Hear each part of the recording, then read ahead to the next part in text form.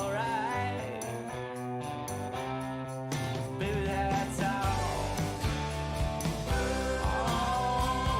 All that I wanna do. Hey, well, that's alright. It's alright. Baby, that's all.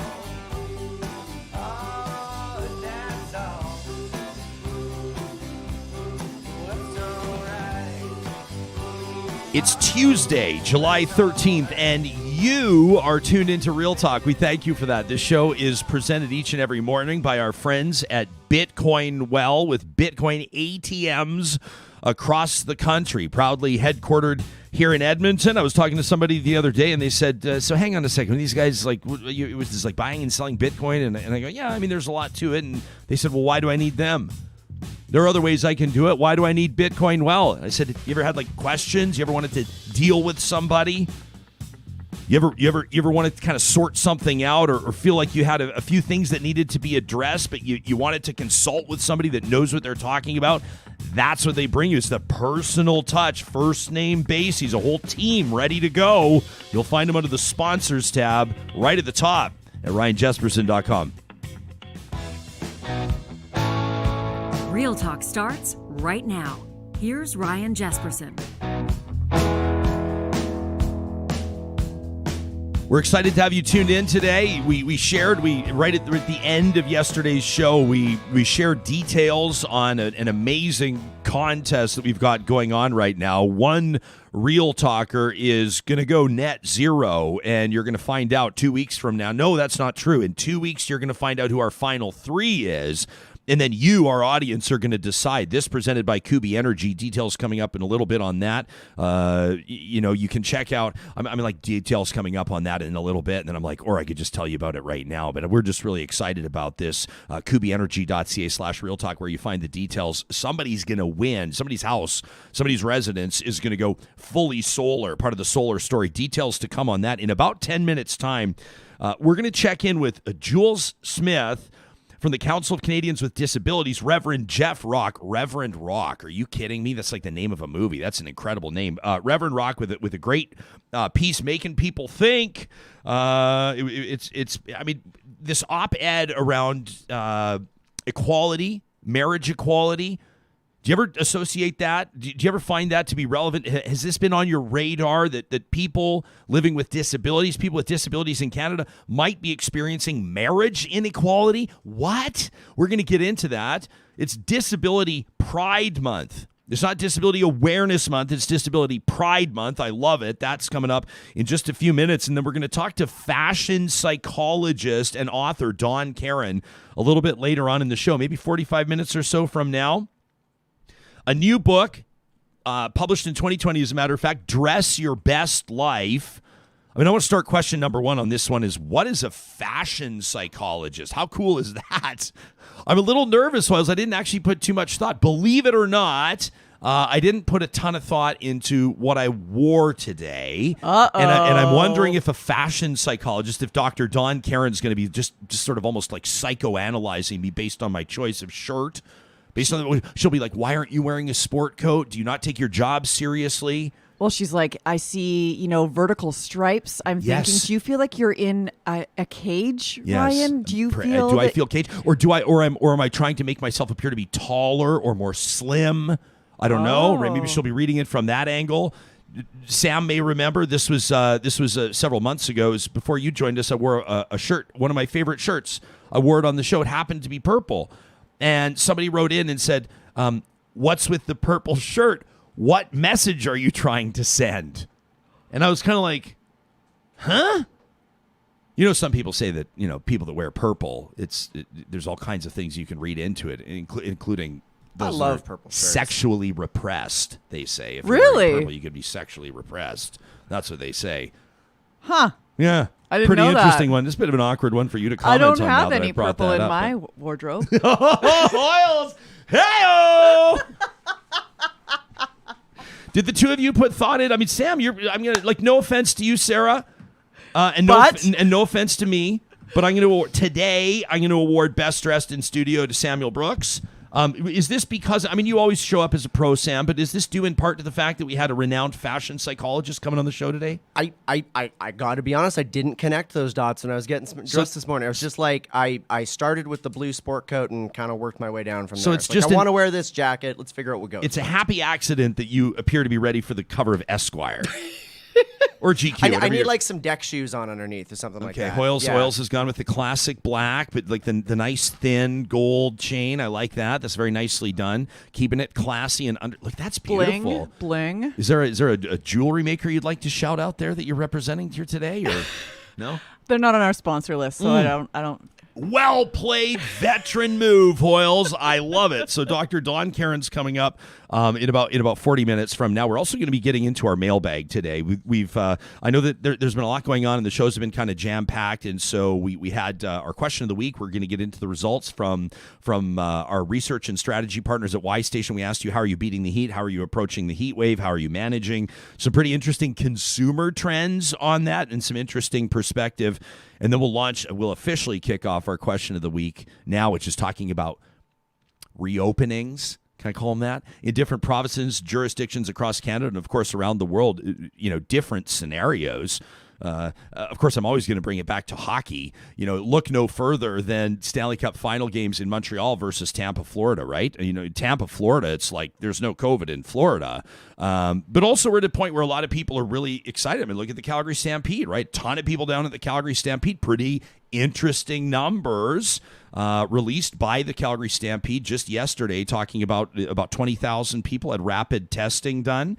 To gain access to Nashville North in the absence of proof of vaccination. And they had like Alberta Health Services staffers, and there was legit. They had all the laptops and these health professionals there running people's driver's licenses. It wasn't sort of there's been a lot of rumors that people were, paying $100 to get past the vaccine station and all that. The Stampede commented on that yesterday, said that's horseshit, quite frankly. That's not happening. 5 cases of COVID-19 out of the more than 20,000 that were rapid tested, which is pretty interesting for a point.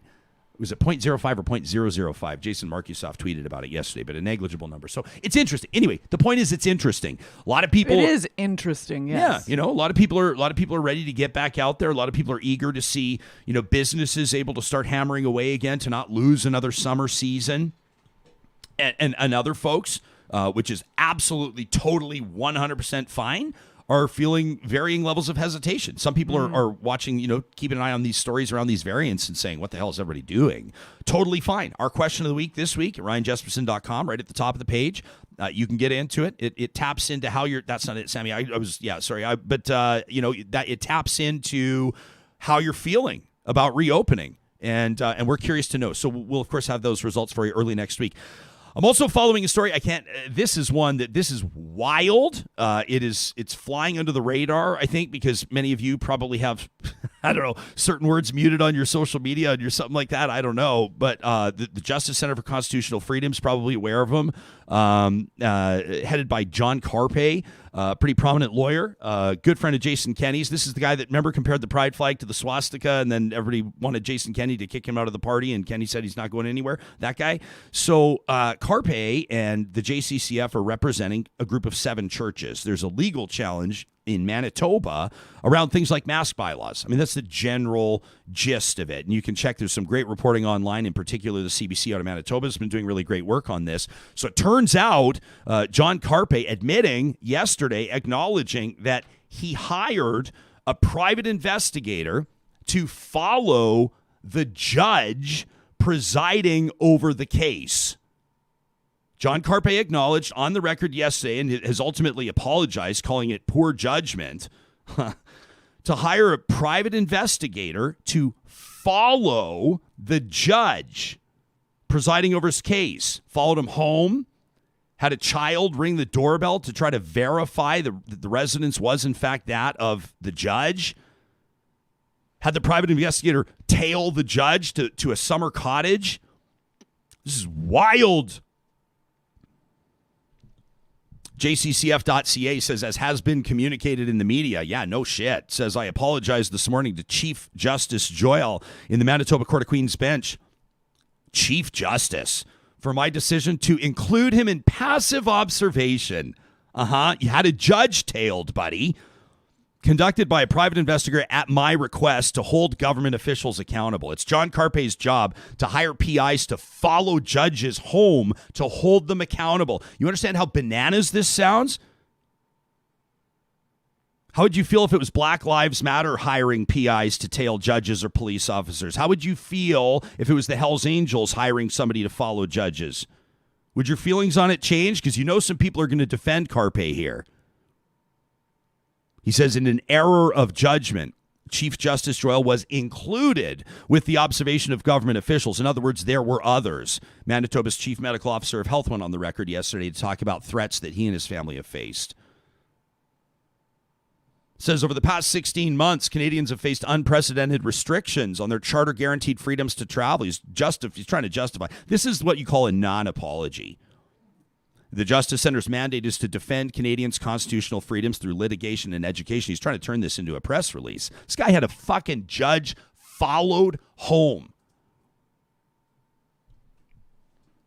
You understand what it's like to be in public service? I mean, we don't. Most of us don't. But can you imagine if it became acceptable, or if it was in any way even remotely acceptable for private citizens, or in this case, activists like John Carpe, to start intimidating? I don't care what you call it. The word is intimidating.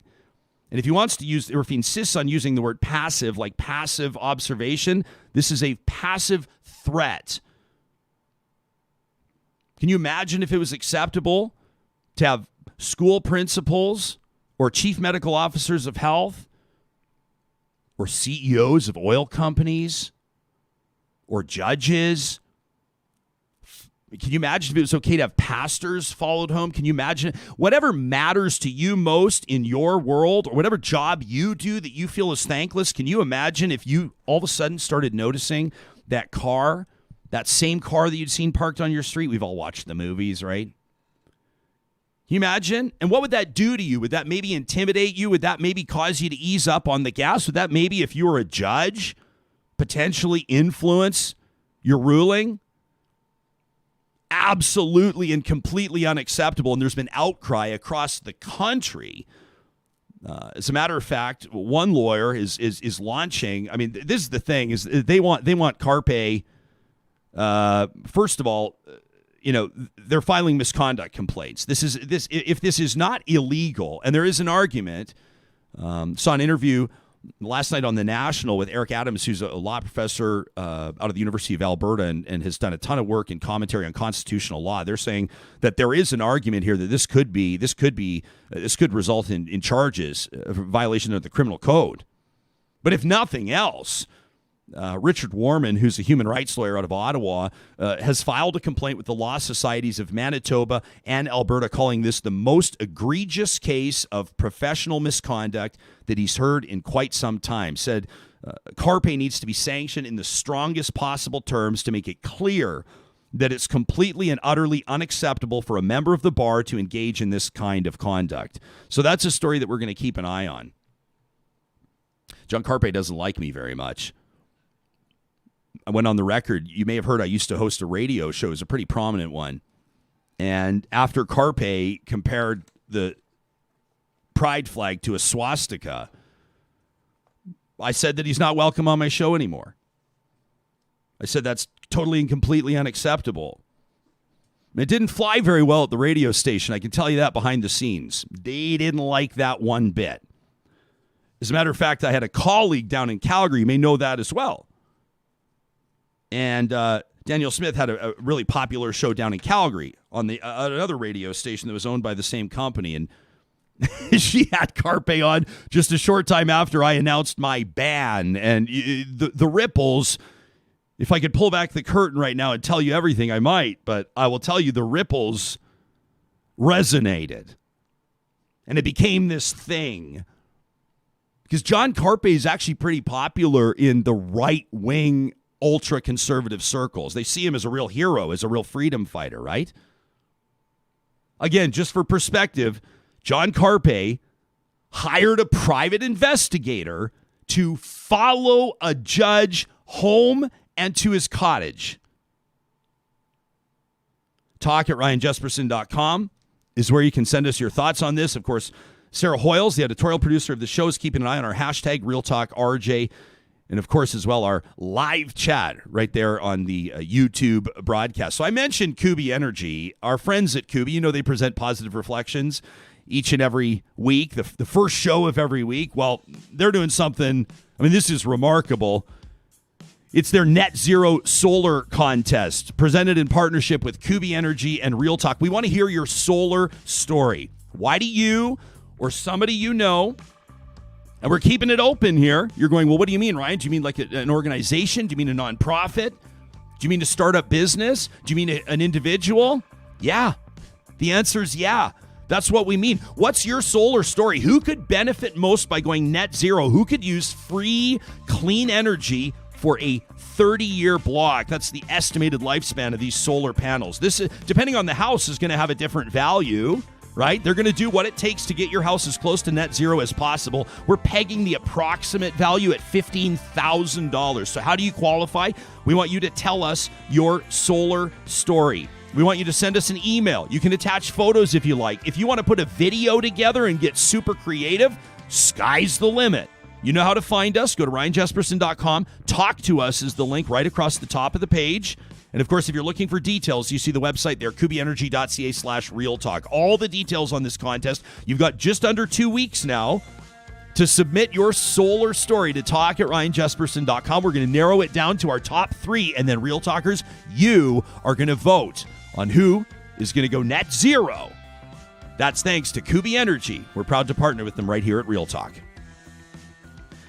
Well, did you know it's Disability Pride Month? Did you know that Canadians, many of them with disabilities, are being denied equality? There's inequity when it comes to some of the laws around marriage and cohabitations in Canada.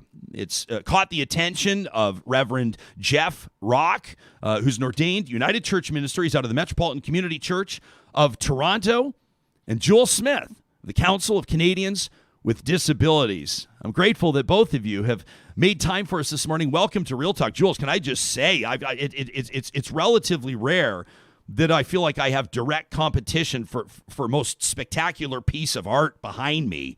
But my, oh my, before we go any further, tell us about the paint. Is that an orca? Yeah, it's a mama and baby. Let me see if you can see it. I can see it all right. Did you paint that, or who's the artist? Yeah, it's me. It's me. Oh my. Well, that's absolutely beautiful. Reverend Rock, welcome to the program as well. Grateful to have you here. Jeff, why don't we start with you? It's your piece that caught our attention. You wrote about this, 20 years of marriage equality. No, not for disabled Ontarians. Take us into how this got on your radar. So I'm the senior pastor at the Metropolitan Community Church of Toronto, which is a largely LGBTQ-centered church. We're in our 48th year.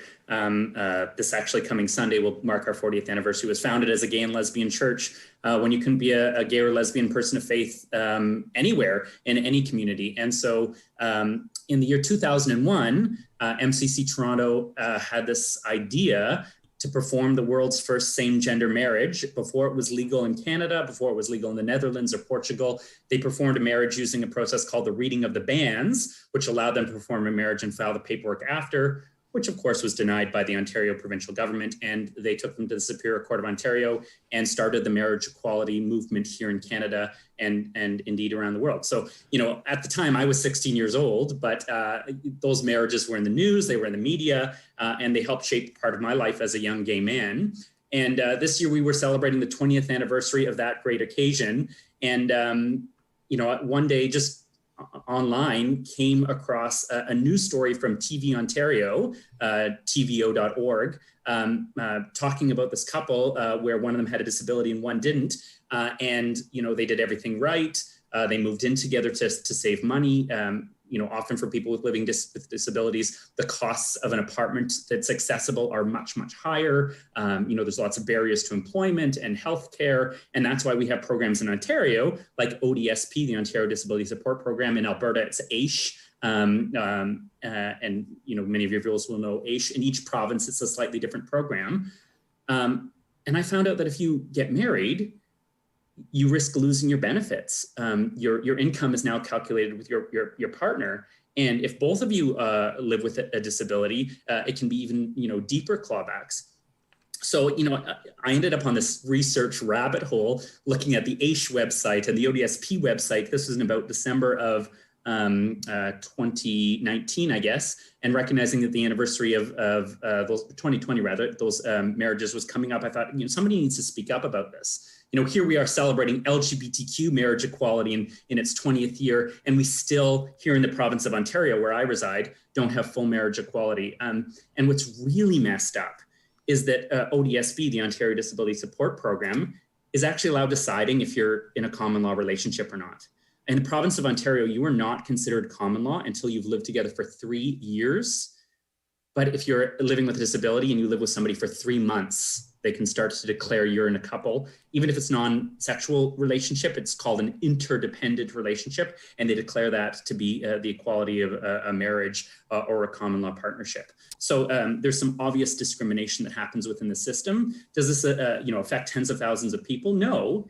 But it's a human rights violation that has been taken to the Ontario Human Rights Tribunal, and unfortunately, the couple that brought their case lost. And I think it needs to be readdressed. And I know the Kathleen Wynne provincial government had put it in the 2018 budget, but of course, there was an election here in Ontario, and that inequality hasn't been addressed. So, me as a gay man feel it's my responsibility to advocate on behalf of other communities that have experienced similar types of discrimination. And so I am by no means an expert on the subject, which is why I'm really delighted that Jules is here, because she is an expert on the subject.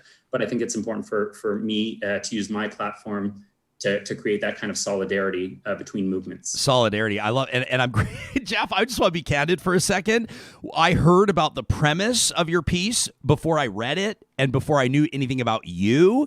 And my initial reaction was, hey, it's a piece on marriage inequality within the LGBTQ2S plus community and Canadians living with disabilities. And I thought, before reading it, I thought, I'm not sure the LGBTQ community wants to be dragged into this debate. Like, what did they do to be dragged into this debate? I'm glad you've clarified.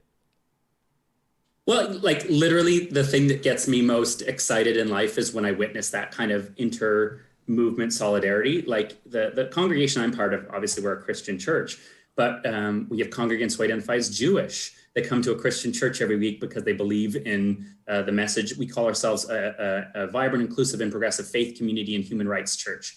So, when there's an anti-Semitic incident, I think it's incumbent on us as the LGBTQ community to speak out against that, right? Yeah. I think when things like Black Lives Matter happen, it's incumbent on the LGBTQ2 plus community to address it. Talking about what's happening with residential school legacies, I think it's so important. We're a church that's only 48 years old, but it's so important for us to talk about Christian hegemony and sometimes the aggressive conversion nature that some churches try to get, and to really bring people together. Like that should be the goal of a faith community, right? To bring people together to address social inequality. And so we try to do that in spades here at MCC Toronto. So Jules, as the Reverend says, yeah, this may not be affecting tens of thousands of Canadians, but it's affecting Canadians. I mean, how much has this been on the radar? How much of, what share of the work, of the Council of Canadians with Disabilities has gone toward addressing this, whether it's lobbying provincial or federal governments or even just informing and educating the public? So, I mean, we've done an extensive amount of educating and reaching out and questioning what's happening for people with disabilities. It's generally policies that implicate, not laws. In fact, Canada has ratified the Convention on the Rights of Persons with Disabilities. Article 23 guarantees the right of people with disabilities to have the family of their choice, how it would look. But the Reverend is correct that for example, in British Columbia, if you move in together, you can lose your benefits. If you move in with an able-bodied partner, they suddenly become responsible for all of your costs, which is alarming when you think the disability costs are more than the average Canadian. So you might have wheelchair, accessible transportation, braces, medication. These things can all be lost if your partner makes, too much money, as it were, but not really enough to survive on. And as well in British Columbia, we hear stories that people who just move in as roommates are told, oh, you're a couple. We assume you're a couple, and therefore you have to pool your resources. Yeah, Jeff talked about that. Can we dig into that? Because my understanding is, like, you know, when we take a look at sort of how it works federally speaking, and I'll just keep it like high level, and then the two of you can chime in on this. But if a person with disabilities cohabits with someone else, my understanding is that after just 3 months, they can be categorized outside of this. This is not a self-categorization, correct? They can be categorized as living common law, whereas a person without a disability, it's literally 3 years, correct? Yeah, that's correct. And that's specifically in the province of Ontario. And one of the challenges with this conversation is every province has a different support program for people living with disabilities. And the rules are all slightly different. But I know for here in Ontario, when that Ontario Human Rights Tribunal case was taken forward in 2017, it was to address the fact that, a caseworker gets to decide if you're in a relationship or not, and not yourself. I'm one of our audience members, Les, out of Southern Alberta, just does a ton of advocacy for people with disabilities, and he's kind of this real grassroots guy. He says this is why people on AISH, Assured Income for Severely Handicapped, do not get married. He says they'll even maintain separate addresses. Now, if both clients are on AISH and both are getting a rent subsidy, where are the savings in this outdated policy? Yeah, and I mean, I just want to mention, I'm just wrapping up my dissertation right now, and I interviewed disabled mothers in Ontario and BC, and I heard in both provinces of disabled mothers who made the decision to live independently of the parent, like the father or other parent of their child, strictly because they didn't want to lose their benefits. They felt it would put them in a precarious situation if they were reliant upon another person. So this has led to, maintaining those two separate households, paying all the costs for two separate houses, shuttling children back and forth, making sure you don't spend too many nights at the other person's house, because then there's going to be assumption you're in a relationship.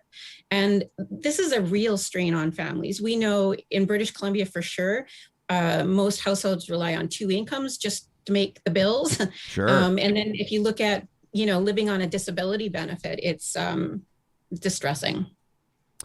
Reverend, this is, I guess, like, Jules is here doing an amazing job, obviously, from an advocacy standpoint, being very diplomatic.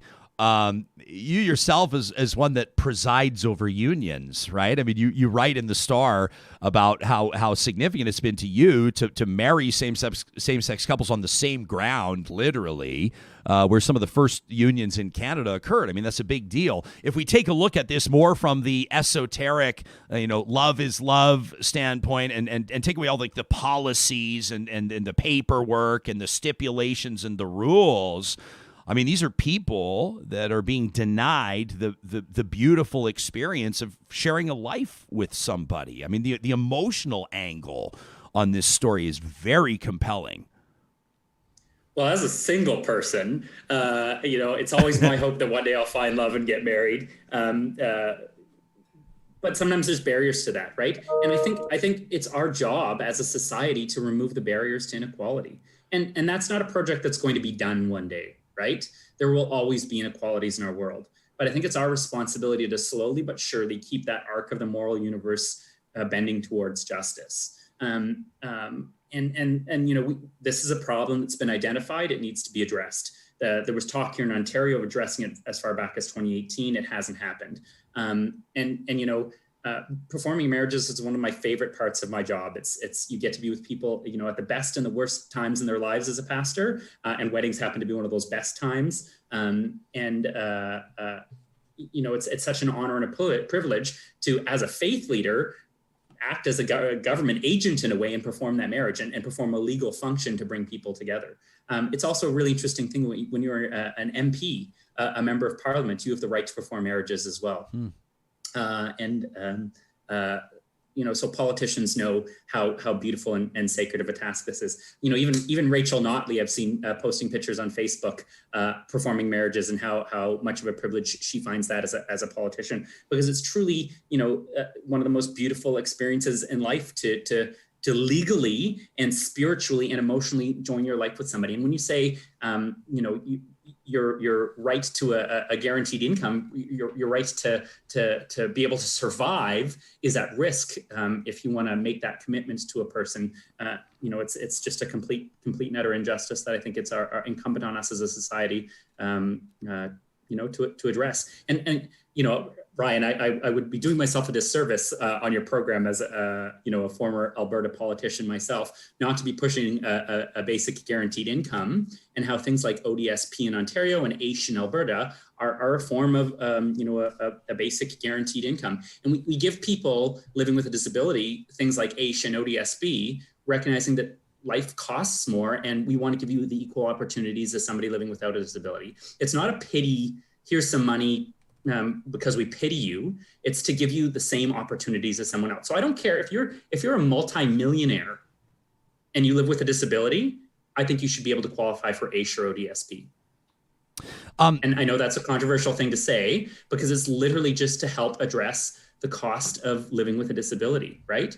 And so to me, it shouldn't matter if you're married or not married. It shouldn't matter if you have a great job or not a great job. It's to give everybody the same opportunity and the same chance. Yeah, and I know that the numbers, the income, the assured income, or whatever it's called in the different provinces, obviously will differ. But to be clear, we're not talking about like $44,000 a month here, right? I mean, for a lot of people, AISH in Alberta, I can talk with some knowledge about the landscape in my home province of Alberta. I mean, I can tell you that even the current government has de-indexed AISH, so it's not even keeping up with inflation right now, which a lot of people have described as one of the more cruel moves that they've seen in governance in a long time. Let me also acknowledge that the government prior to this one, Rachel Notley's NDP, I know left a lot of people wanting as well. AISH really has not been treated seriously by any government. If you talk to advocates for people with disabilities, they'll tell you that this is not a partisan issue, or at least not at a grand scale.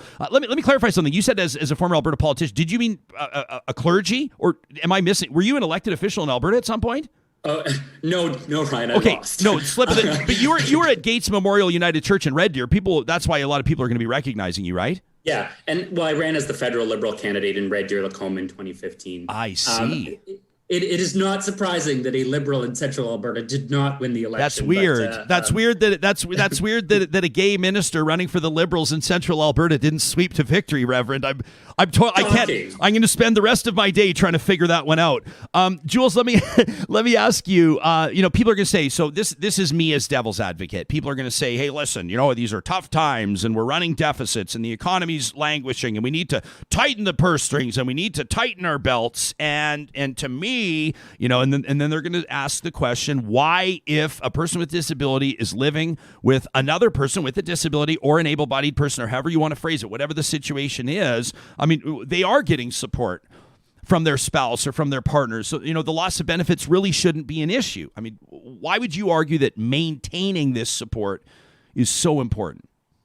First of all, I mean, I think I just want to build on something that the Reverend was saying, that we have an assumption that people with disabilities are receiving charity from Canadian taxpayers, and not having equal human rights. And when you flip the switch from a charity understanding of disability and equal rights to human rights understanding, then you start to recognize this is about full citizenship.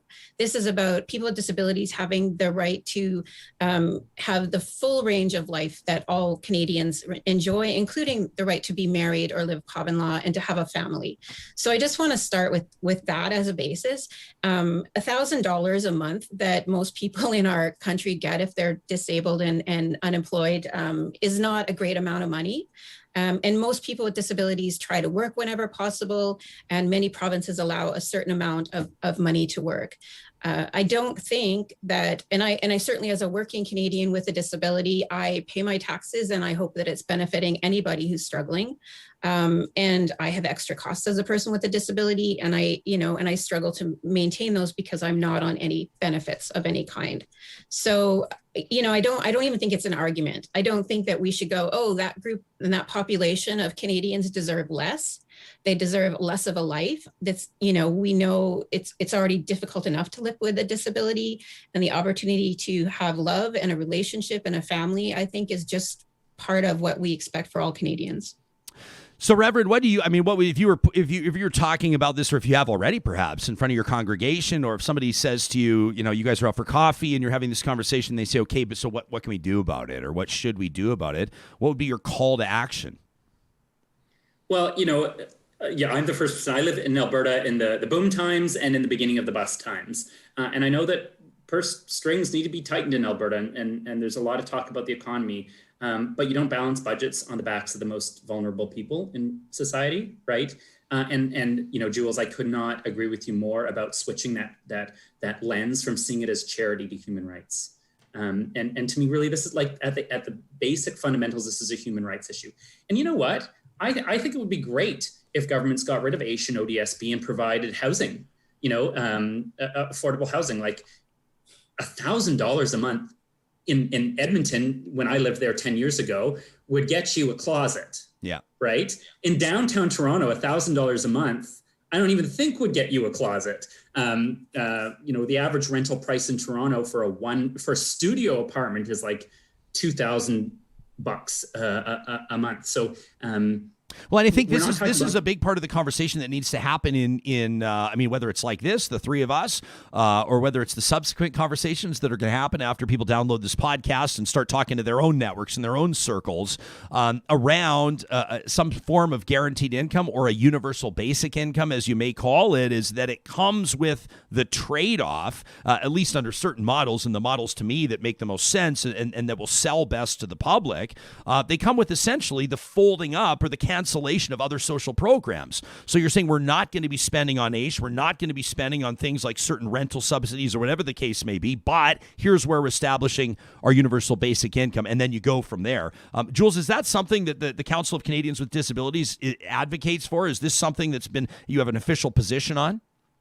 Sure. So as you may know, on the 23rd of June, just before the House wrapped up, they tabled a disability benefit piece of legislation, Bill C-35. And so the council believes that disability disability benefit is separate and different than from a guaranteed income, because we know it costs more to live with a disability. So I just want to make sure that we don't entangle those two conversations, because even if every single Canadian was guaranteed a certain amount of money, when we look at those extra costs of, accessible vehicles, service animals, accessible housing being more expensive, cost of medications and braces and therapies and all of those, and personal support workers coming into your home, it's more expensive to be disabled. So I just want to make sure when we do talk about a guaranteed income that it's not entangled with the benefit for just covering the disability costs. And we do, we fully support that piece of legislation. It's unfortunate it was tabled just before the House rose, and we have concerns there's going to be an election and who knows what will happen to it. I do have Chelsea's here in our live chat wondering if the disability tax credit addresses the issue of living with a disability, or with the issue of some of the added incurred costs of persons with disabilities. What would be your comment to Chelsea, generally speaking? So I think it's something like 40% of Canadians with disabilities qualify for the disability tax credit. So I don't, and I have pretty complex disabilities that affect me and cost me. So first of all, we need to look at our definitions of disability and how those restrict access to certain programs and opportunities. So it does benefit certain folks with disabilities, and then it doesn't benefit others. So Jules, can I get personal for a second? Can you share with us why you don't qualify? Is it an income threshold? No, even when I was living in pretty severe poverty as a single mom with two boys, I didn't qualify. It's because it's really restrictive, the definition. You should go look it up. It's things like you must be blind, have lost a limb, be paralyzed. It's not if you live with episodic disabilities, or if you can walk more than 2 blocks on your own. I mean, you don't qualify. People with mental health conditions don't qualify. People who have episodic disabilities that, perhaps they're not well for a year or two and then they go into remission, they don't qualify.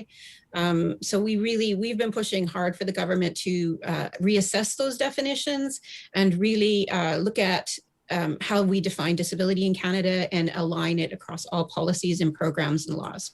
I want to hard swear for a second here, Reverend, because I'm Googling you and reading all up on you, and I'm seeing how you did in the 2015 federal election. Oh, well.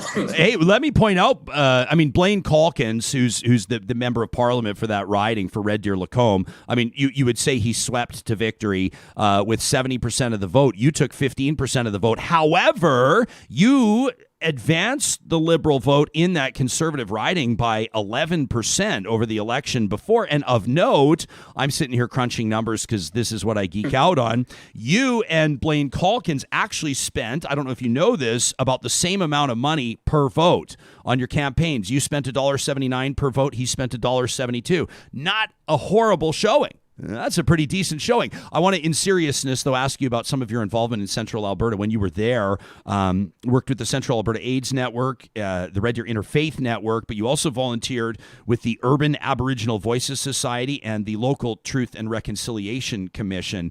As a man of faith, as a man with a sense of social justice and with some experience, how have you been processing or wrapping your mind around the national or international conversation that we've been having in the context of Canada's history with residential schools? Ryan, it's a really great point because I was the minister of, as you mentioned, a United Church in Red Deer. And in Canada, most of the residential schools were run by the Catholic Church. A sliver were run by the Anglican Church, and just a handful were run by the Presbyterian and Methodist churches, which merged together to form the United Church. The one in Red Deer in Central Alberta happened to be one of those Methodist-run residential schools. So I was the pastor at a church that used to be associated with a residential school a few kilometers away. And in my time there, the old residential school cemetery, a farmer was plowing his field and hit a wooden grave marker, and a group of local Indigenous folks and one elderly gentleman who had worked in a residential school many, many decades prior, and people like myself as a faith leader and in the community, we got together and founded a national organization called the Remembering the Children Society that was dedicated to preserving the cemeteries of residential schools. And this was, we founded that organization, I guess, 6-7 years ago, and that work had been started just before I arrived in Red Deer for 7 years. And we did work with the provincial governments to buy that land from the farmer, to make sure there was access, to put up stone markers. There's the photo from the Red Deer cemetery where 4 children were buried during the Spanish flu epidemic. And unfortunately, the residential school in Red Deer closed because quite literally too many of the children died from the Spanish flu, and they didn't have enough children to legitimate keeping themselves open. And the Red Deer residential school had one of the highest mortality rates in the country in its 25 years of operation. So, the conversations about residential school cemeteries isn't new to me. Hearing the numbers is not surprising to me. Even last week in Cranbrook, BC, at the Katana First Nation St. Eugene's residential school, they used radar to penetrate the ground and determine the number of graves. But that cemetery, we've known, has been there for decades. I went and sat in that cemetery for a moment of reflection at a workshop held in the former residential school with survivors of that residential school. So some of those conversations aren't new, and but they're important. Yeah. And I'm so moved that those are rising to the Canadian consciousness. That our Canada can have those difficult conversations. That this year we made a very conscientious decision to pause Canada Day and to treat it as a moment of reflection, because if we're truly going to be proud of our country, it needs to be with the full knowledge and the full awareness of the good, the bad, and the downright ugly. So to me, those are sacred. Those are sacred conversations. Those cemeteries are holy ground. That history is absolutely essential. And, as I said earlier, as a person of faith who, was actually alive when the last of the residential schools were closing, as a young person in his 30s, I think it's incumbent on me to ensure that everybody has this education, that this doesn't just get forgotten and swept under the rug one more time, and that these conversations continue to happen. That as a gay man, and thank you for putting up the crisis line, as a gay man, the struggles of Indigenous Canadians relate, right? It makes me, when I was at that St. Eugene's residential school in Cranbrook, BC, at this workshop for a week, I outed myself in a room of Roman Catholic priests as a gay man who had a bit of a chip on his shoulder against the Catholic Church. And I was swarmed after that session by the elders from that community, the residential school survivors themselves, to tell me about, have you heard of two-spirit identities? We celebrate sexual diversity. And here these elders who are residential school survivors were checking in on me and making sure I was okay, which to me was a beautiful, beautiful moment. And I'm even getting chills just, I'm getting goosebumps remembering that moment. That kind of solidarity between communities, I think, is what makes Canada the beautiful country that it is, right? So yeah, these are important things that connect to the disability conversation, right? That connect to conversations about marriage equality. This stuff is all deeply related because we're all human beings. Like, human rights are not complicated. You're human, you have rights, period. It's but we make it so complicated. Yeah, I wish I could remember. I wish I could cite the source, but it's just swimming around in my head with everything else. But a comment I heard, it was a historical comment from someone who is advocating on behalf of Indigenous people, who said, "Why is it so important that we become?" I wish I could remember the source. My apologies, but they said, "Why is it so important that we establish ourselves as human beings?" And the answer, of course, was because if we are human beings and understood to be as such, then we are entitled to human rights. And I thought that was really, really, I mean, it's an obvious statement. It's far from profound, yet it is at the same time. I want to mention a couple things. This is the Reverend Jeff Rock joining us, Joel Smith as well. We talked to Jeffrey Shalafu back on June 25th about the resurgence of the idea of the two-spirit person and that sort of ideology, not the ideology rather, but the ideology that had stifled or that had hammered down that element of Indigenous culture for quite some time, the understanding of it. It was a wonderfully enlightening conversation. And for those of you that are listening to this, our friends that subscribe to and download the podcast, the crisis line for the Indian Residential School Survivors Society is 1-866-925-4419. Jules, I want to give you last word on this, and in a sense, I'm kind of putting you on the spot here, my friend. We've been talking about marriage equality, and I know that for a lot of people, I mean, we're seeing feedback right now. Audience members are saying, I had no idea that this was going on. I had no idea that this was happening. And so this is how it begins, by putting it on people's radar. As mentioned, it is Disability Pride Month. Let's acknowledge that the work of the Council of Canadians with Disabilities goes 12 months a year, 365 days a year. What's one other thing that before we say goodbye, before we thank the two of you for your time, one other thing you want to be all over people's radar right now? I just want people to really acknowledge the systemic ableism that is built in Canadian society. We talk about systemic racism, we talk about, colonialism and the impact, but we rarely mention ableism. I want that word to become a household word and an awareness that when you look at your company's policies, your hiring practices, you look at legislation, you look at, new opportunities, that you always consider ableism and how is ableism impacting those particular new policies and the current policies and legislation. Really appreciate that, and I really appreciate both of your time. I've taken you a bit into overtime. I hope I haven't made you late for your next meeting or your next commitment. It's been such a pleasure to welcome both of you to Real Talk. That's Joel Smith with the Council of Canadians with Disabilities and Reverend Jeff Rock out of Metropolitan Community Church in Toronto. You can read Reverend Rock's piece in the Toronto Star, 20 Years of Marriage Equality, No, Not for Disabled Ontarians. And we can make that disabled Canadians for the purpose of this conversation. Thanks to both of you. Much love. Thank you. Cheers. Peace. Yeah, appreciate that advocacy. I love that. Just like the little side note. Oh, yeah, by the way, I was the federal Liberal candidate in Red Deer. That was kind of an interesting story. 10,000 votes. Not bad. I mean, I'm just saying, I got a lot of love for Red Deer. I lived in Red Deer for 2 years. I met my wife in Red Deer. My first broadcasting job was in Red Deer. It's a wonderful city. Not exactly the type of city where the average person would, I think, want to run for the federal Liberals. Let me just say it takes some courage. It takes some courage. I know there's a lot of people. I'm smiling and smirking and laughing, but it's actually not that funny. But if you think about it, there are people that are like, I would vote for like the Liberals or the federal NDP in Red Deer, but there's no way in hell I'm putting up a lawn sign. Like, there's just no way. Lawn signs, such a fast. We should do a whole segment on lawn signs. What does it say about you if you have a lawn sign? What does it say about you if you have a lawn sign advertising or endorsing the underdog or the unpopular candidate who's experienced vandalism of their lawn signs, who's had neighborly relationships end or grow as a result of lawn signs? That could be a fascinating conversation, couldn't it? These conversations are possible because of the support of our builders, our Real Talk sponsors. We have them all featured at ryanjesperson.com under the sponsors page. That's where you can find Friesen Brothers, 16 locations across the province of Alberta, still family owned after more than 65 years, proudly supporting Alberta producers, whether that's the produce, protein, whether you love those beef short ribs, or maybe the vegan options are more your style, whether it's Alberta honey, whether it's Alberta milled flour. I mean, they're famous sourdough. They've got that tri-cheese sourdough featured right now. It's a seasonal feature.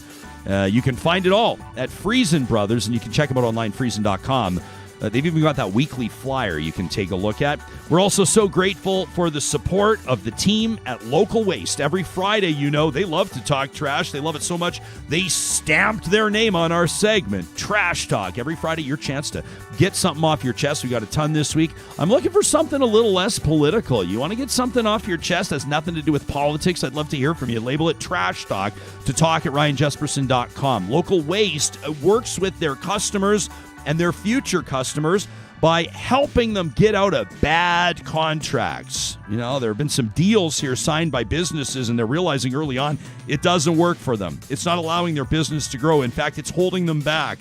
Check out localwaste.ca. You can find their contact information right at the top of the page. You ask for them by first names, Mikkel, Lauren, Chris. They'd love to talk to you about building a business relationship starting right now. Also, a big shout out to the team at Eden Landscaping at landscapeedmonton.ca. You can see the amazing work that they do. If you're thinking of listing your home, I don't have to tell you about the return on investment when it comes to ramping up your curb appeal. It's what they do. They've been solving problems like drainage or not enough sun or whatever the case may be. Whatever your landscape challenge is, Eden Landscaping wants to take it on. You can find them online right now at landscapeedmonton.ca.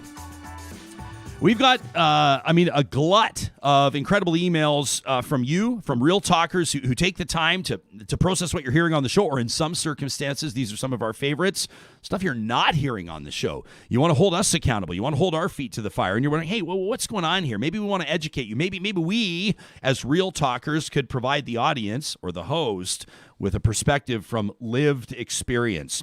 That's exactly the case with this email that we received overnight. From Marina, not her real name. She says, I listened to your interview with Dr. Bakshi yesterday. She's talking about Monday's interview. It was a remarkable interview. It was kind of tough to see Dr. Bakshi so frustrated. You could tell exhausted. She shared with us her personal journey. I can't tell you how much I respect the doctor for talking to us yesterday. Diagnosed with PTSD. She's been receiving counseling while continuing to work on the front lines. She's a specialist in internal medicine, and you have to check it. It was a must-watch interview. If you missed that yesterday, you can find it anywhere you get your podcasts. Marina says, your interview with Dr. Bakshi, as I drove into work at the hospital. I've been working as a registered nurse for 10 years, and until the last year, I can say that I truly love my job. COVID, the reality of increased patient acuity, increased staff burnout, and the political posturing from this government has led to an overall feeling of exhaustion and underappreciation. Marina says, I wanted to give you and Real Talkers a glimpse into what it looks like at Edmonton's Stollery Children's Hospital right now. Says, that's right. This isn't just affecting adults. The stress on the system is real, and it's having an impact on our tiniest patients. Since the start of the pandemic, we've been redeploying pediatric nurses with little or no adult training to work on adult wards. We've also seen an increase in stress leave, nurses leaving for positions outside the hospital. This has left us looking to fill holes with casual staff members and a lot of reliance on overtime. For example, says Marina, on my last weekend off, I got 15 messages from our staffing office labeled urgent. 15 in an attempt to fill empty shifts. The reality of not being able to get to these shifts or fill them out means that the beds at the Stollery Children's Hospital are closed on a daily basis. It means that kids with injuries or those who are requiring surgery sit and wait in the emergency department for a bed on the ward. And we always try to be cognizant of ensuring that we have safe nurse to patient ratios. But with the staffing crunch we're facing, the push from management has been to take on more patients with fewer nurses in an attempt to keep those beds open. Now, of course, this can only go for so long before bed to patient outcomes or bad patient outcomes, start to happen. Personally, says Marina, an RN, I don't want to ever have to tell a parent that something happened to their child that shouldn't have, because I had too many patients to see after and too much to do. In other words, I don't want to tell parents I was too busy. The reality is that feeling underappreciated, undervalued, or overstressed is a perfect storm, and I believe that this will get worse before it can get better. A year ago, I would have told a young person looking at future careers that nursing was a great option. It's flexible. There's a wide variety of areas you can work in, and most of the time, the stress of the job is balanced out by enough good moments that it makes it okay. I no longer believe that. And I'm not sure that this career is right for me anymore. That's from Marina, not a real name, but a verified identity, a real talker, an RN for 10 years. Thank you. We appreciate that. Talk at ryanjesperson.com. By the way, it always feels a little strange for me to read something like that and then just blow past it and keep the show going. But we know that with us, and we know that with you, these things resonate. We want to continue to provide you perspectives, yes, sometimes from the executive directors and sometimes from the CEOs and sometimes from the high-profile individuals. But to me, it's the boots, or maybe in this circumstance, the Crocs on the ground, the messages that really, really resonate. And we encourage more of you to write into the show. You can always submit your messages in confidence. We do require that you provide some sort of insight into how we know that what you're talking about is legitimate, and many of you have taken steps to do exactly that. Some of you emailing from your corporate accounts, so we don't always recommend that. We're going to talk about the psychology of fashion in just a second. I want to remind you that as we are keeping an eye on our hashtags and our comments, and Sam's running the show from his producer headquarters over there, we're doing it with the assistance and the support of the team at Westworld Computers. For 40 years, they've been family-owned, more than 40 years. On the sales and service side, one-on-one, working with their oftentimes repeat customers to meet you where you're at with regards to horsepower, the computing power you need, and of course also the support you need on the service side. You can book your service appointment today. Skip the big long lines at the mall, that big box store, you know the one I'm talking about. Instead, meet your Apple needs at Westworld Computers. Find them online, even buy online at westworld.ca. Big shout out to the teams at St. Albert and Sherwood Dodge. If you're looking for a 3/4 ton, maybe a 1-ton heavy hauler, you've got that fifth wheel. Super excited about what the summer holds in store, but God bless her, that tow rig you've had for 25 years, you're not sure if you want to take the family through the Coquihalla one more time. The best selection you'll find in the province of Alberta is at the shared inventories of Sherwood and St. Albert Dodge. You can check those out online right now. Just follow the sponsors tab at ryanjesperson.com. I have no doubt that this next conversation is going to be a fascinating one. Our next guest, Dr. Dawnn Karen, is a New York City-based, Columbia-educated fashion psychologist. She studies how color and beauty and style and image and shape affects human behavior while addressing cultural sensitivities and cultural norms. The good doctor is the author of a book published just last year, Dress Your Best Life, a book about how we dress, why we make the fashion choices we do, and what it says about us. Dr. Karen, welcome to Real Talk. Thanks for making time for us. Thank you. Thank you so much for having me. What a cool job, a fashion psychologist. I'll be honest, I'm pretty certain this is the first fashion psychologist I've ever interviewed. How do you get called into a field like this? How did you know that this is what you were meant to do? Well, I would liken myself to be a futurist. So upon, studying, I noticed, if I'm going to an Ivy League, I have to do something extraordinary, right? So I noticed at the time that there was a gap, if you will, and no one was talking about the psychology behind why we wear what we wear. We have spiritual psychology, we have child psychology, we have Black psychology, we have Indigenous psychology. So why not fashion psychology? And so I noticed that there was something missing, and voila, 11 years later, now we're here. Amazing. So I was joking about this earlier. I said, oh my gosh, I mean, interviewing a fashion psychologist, I probably should have put more thought into what I wore today. Do you find yourself, I mean, back when things are, get back to what they once were, and you yourself walk into a reception or a cocktail party, or you walk into a boardroom, do you find yourself almost psychoanalyzing people based on what they're wearing? Everyone thinks I do this. I mean, I have to turn my brain off.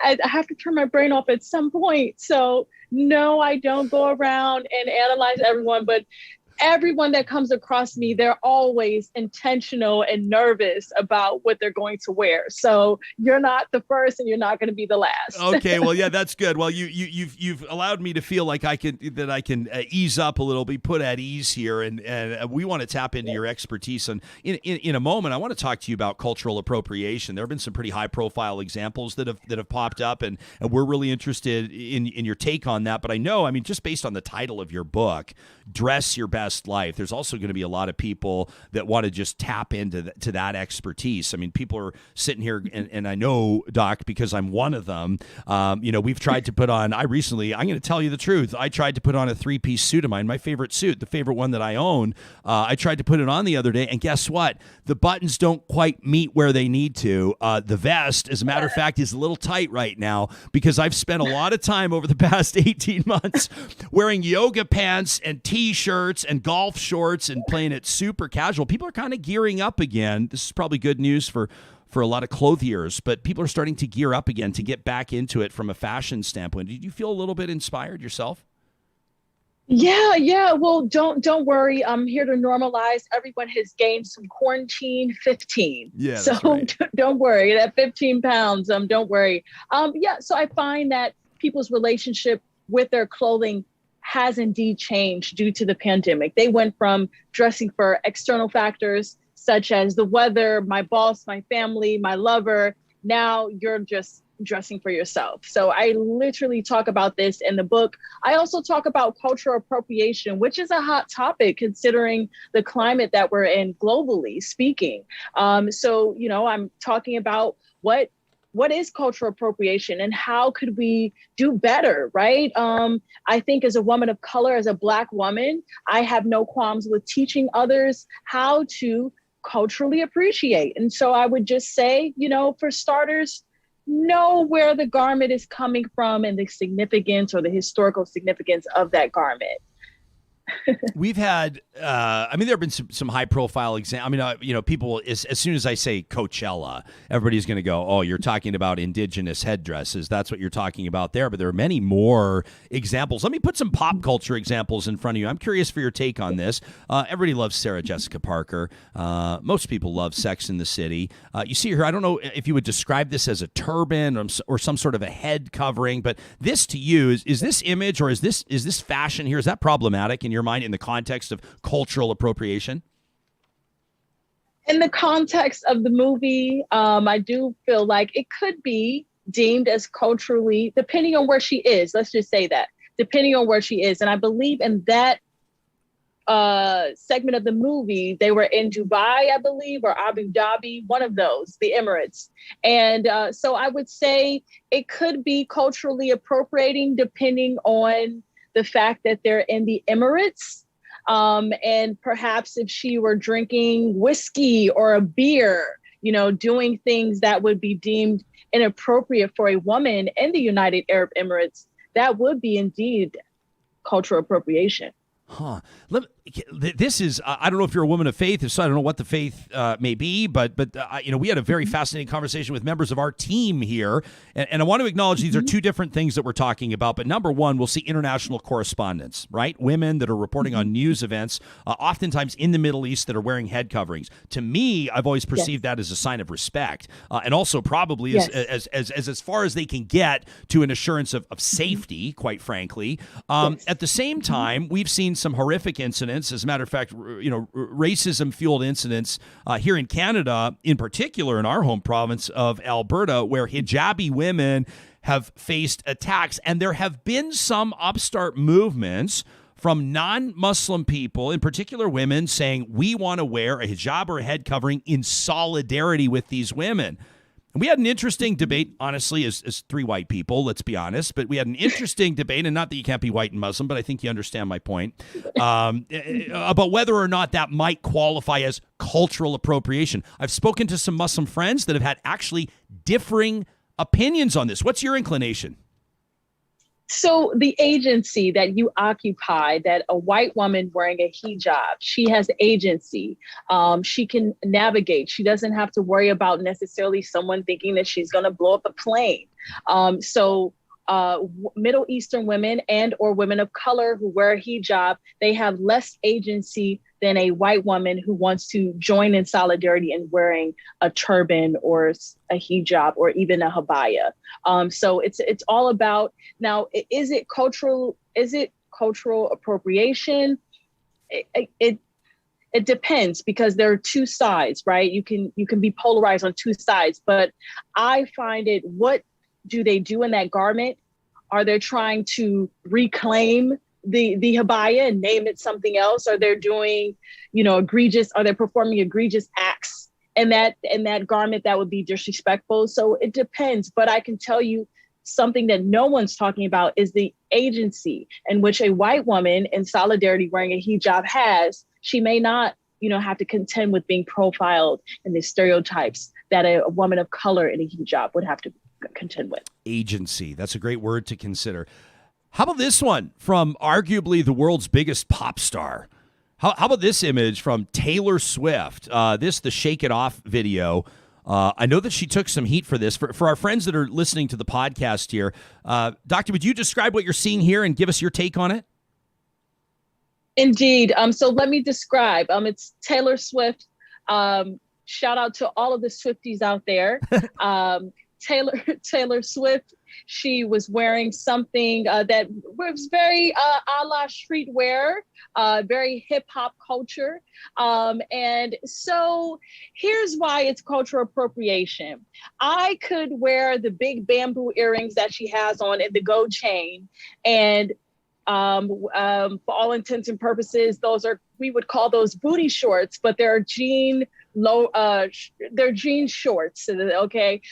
So if I myself were to wear that, I would be deemed as incompetent, ghetto, lower class. I'm trying to pick all of the appropriate terms, right? PG terms.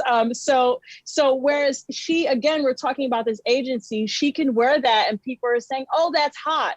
If I were to wear that, I may not have the same, perception, if you will. Doc, I want to point out, we do know that you're a New York City-based, Columbia-educated fashion psychologist who may be concerned about your own reputation, but we have no rules around PG language here on this podcast. So you can say whatever the hell you want, just to be clear.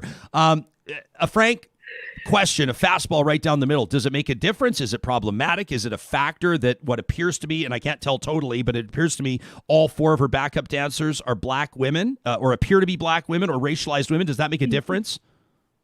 It does make a difference. It maybe gives her more license because she has black bodies in the background. It gives her license to don this hip hop attire.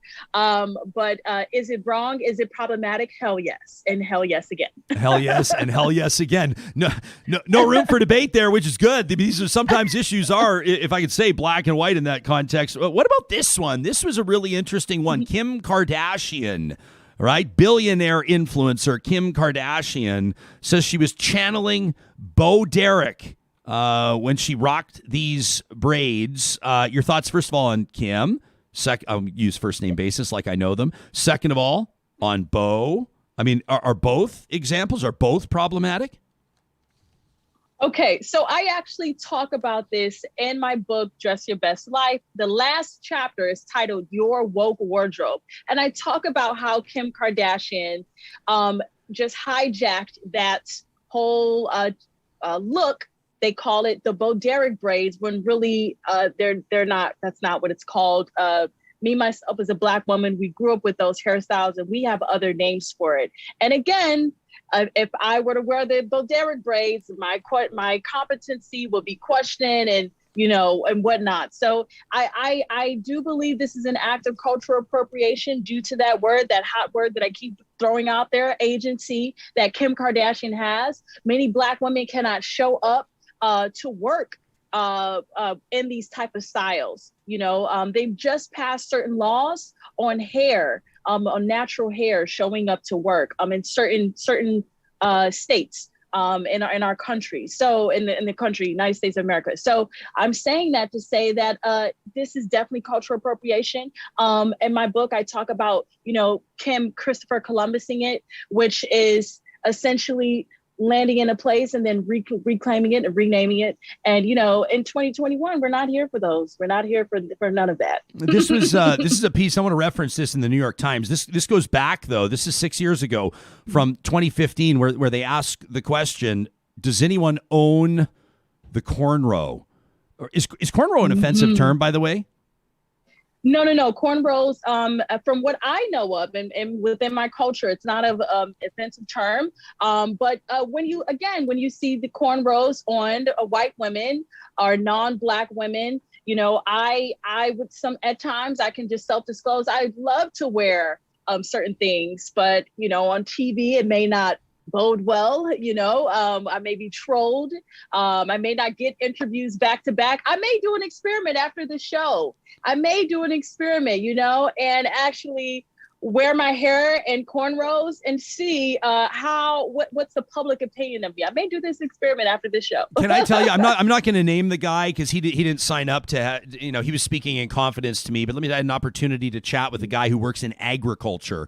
Who's a matter of fact works in sales, really big. We're talking like $750,000 combines and $500,000 tractors and stuff like that. And he was telling me about the hiring process, and he said that he knew a guy that had big earrings, like the big spacer earrings, right? He had wore his hair long. He had tattoos on his hands and on his necks.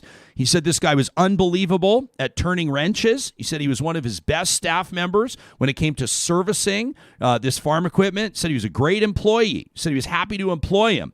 Said, but the guy had aspirations of working, let's call it front of house in customer service or sales, working with the farmers.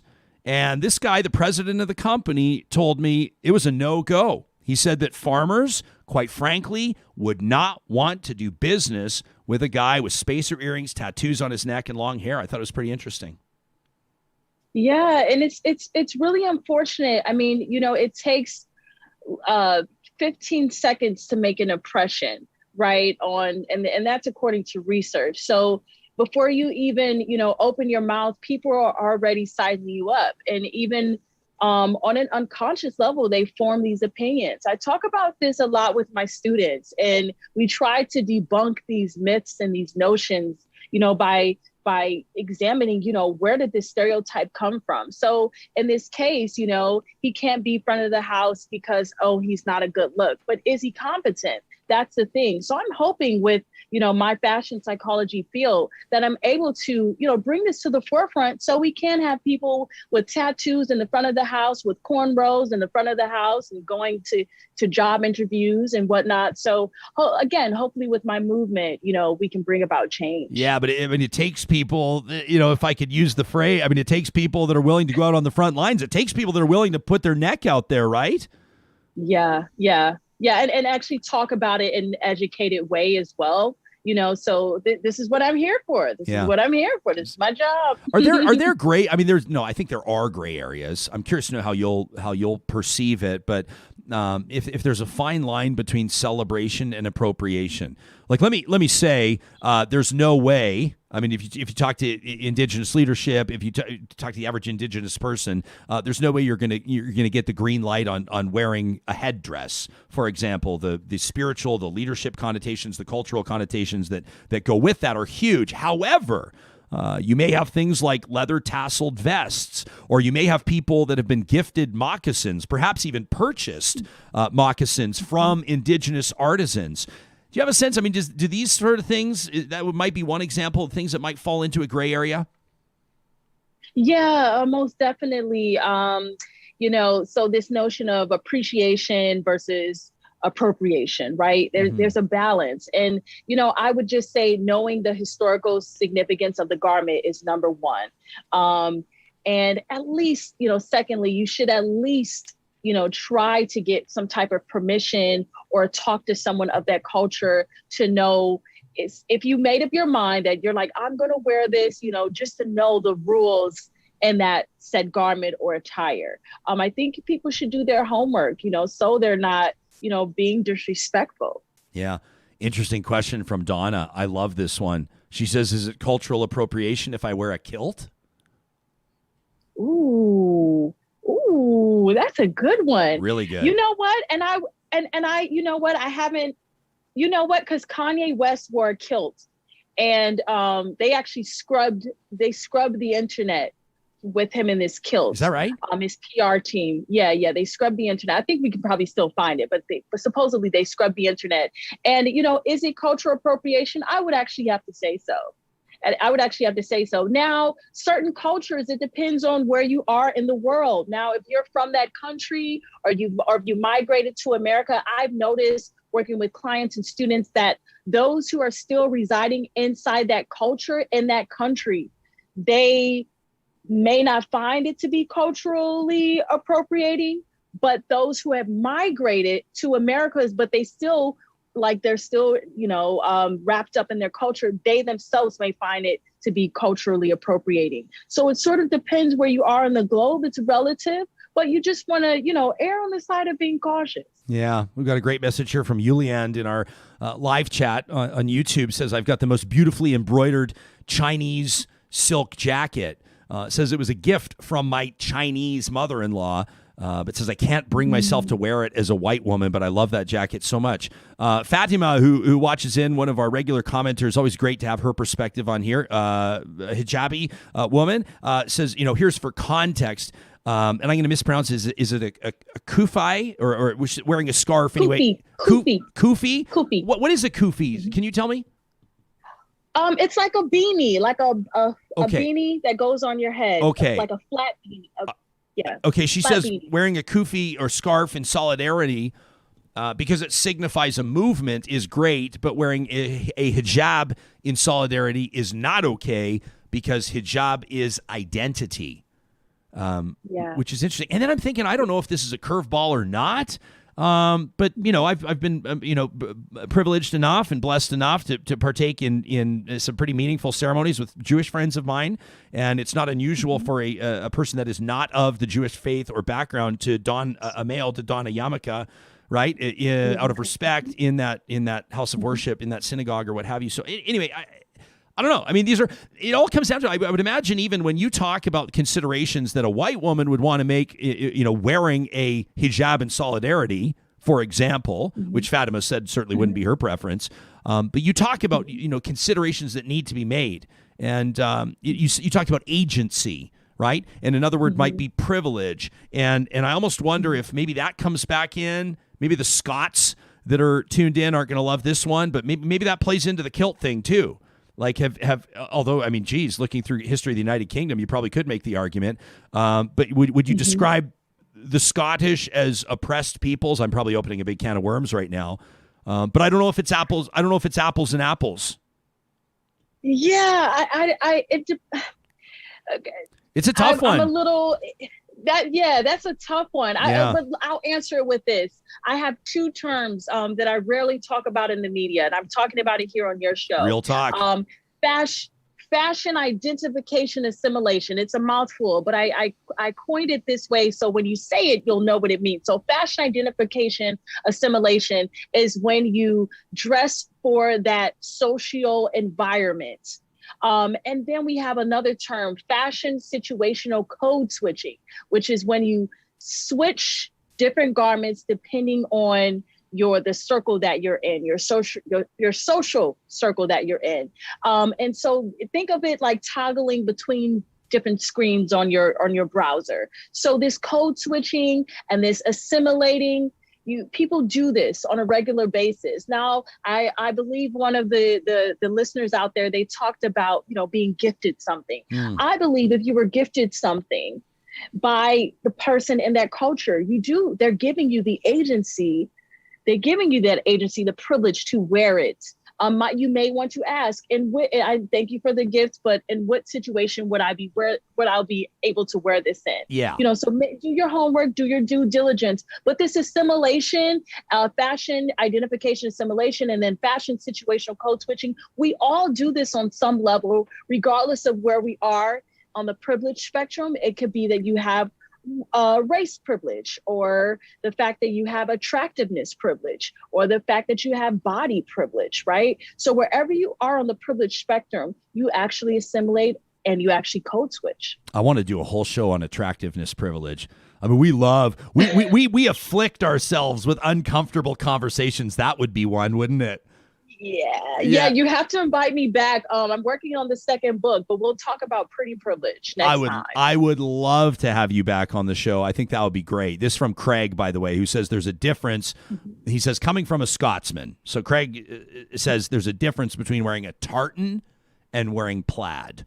So that's an interesting point. Doc, you have just delivered on all fronts. What a fascinating conversation. You have taken us into the black and the white and the shades of gray, and we're so grateful for it. Dr. Dawnn Karen's book, relatively new, published just last year, Dress Your Best Life. You can find it anywhere you find great books. And look up her TED Talk as well. A whole bunch to get into and a lot to think about. Dr. Dawnn Karen joining us from New York City. Thanks so much for this. It's been a real pleasure speaking with you. Thank you so much for having me. You bet. I encourage you to check out that book, Real Talkers, Dress Your Best Life. Any epiphanies there for you, Hoyles?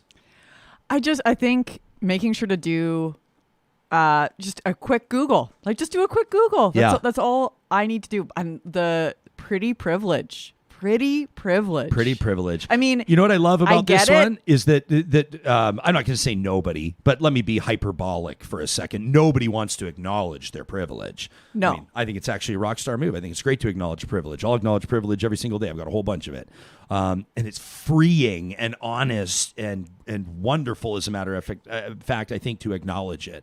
But for a lot of people, you have white privilege. How dare you, white privilege? And then if you're like, you have attractiveness privilege, they're like, well, thank you very much. Well, if you insist. And where does it kick in? Is that on the seven on the scale? Where does attractiveness? This is not an appropriate bit of conversation, but it's real. It's real talk. It's on real a scale talk. on a scale of 1 to 10. Everybody knows the scale. Belinda started seeing a guy off Bumble the other day.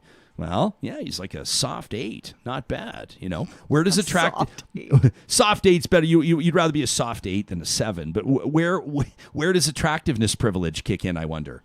Well, I think there's the conversation around, color and and I don't just mean white versus people of color. I mean like skin tone. So is it called colorism, I believe? I should probably do the Google. Everything's got an ism.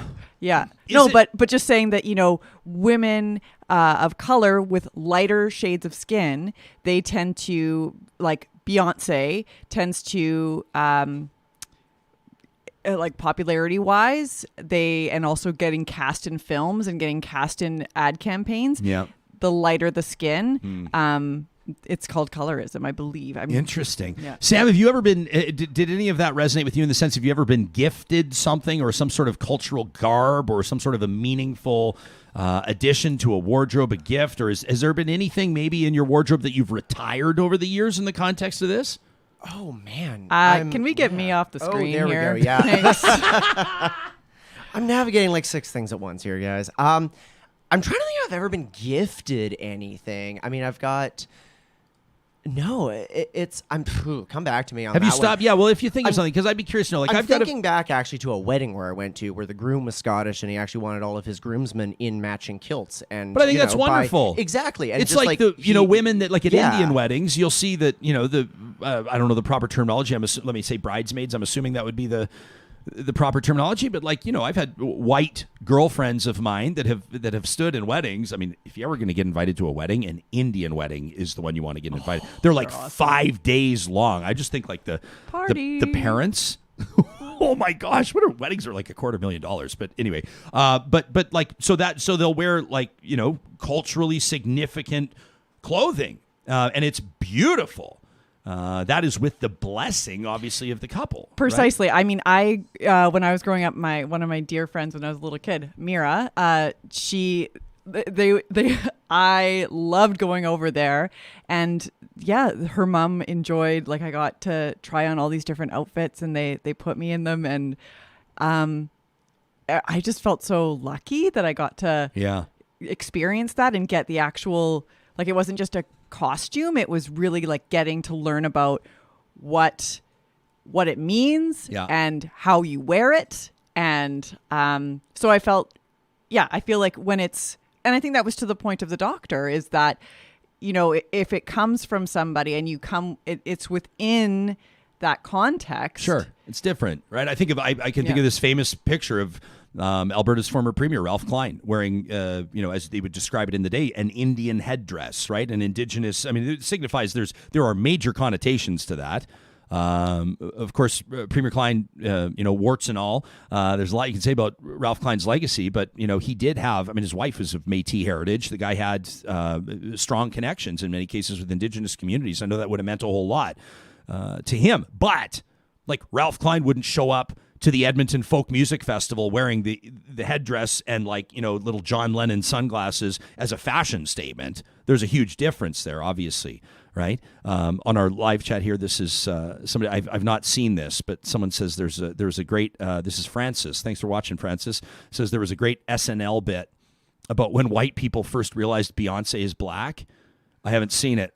I'll have to check it out. In my mind, the best skit along those lines.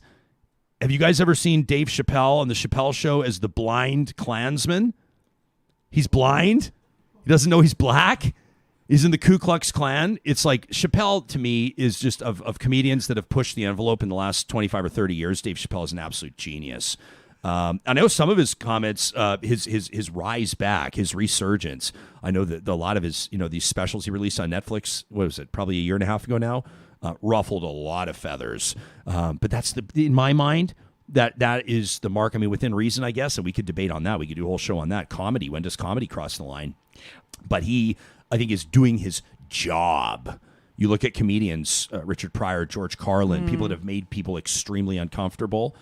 And then there's those that cross the line. Remember Gilbert Gottfried making jokes about, during the Japanese tsunami, making jokes about Japan as the waters were flowing.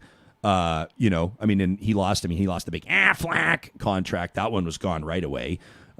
Consequences for that. But comedians have to push that envelope, right? Well, I think that's, that's part of their job. But I loved Seth Rogen coming out and saying, at a certain time, you do need to, some jokes need to be retired.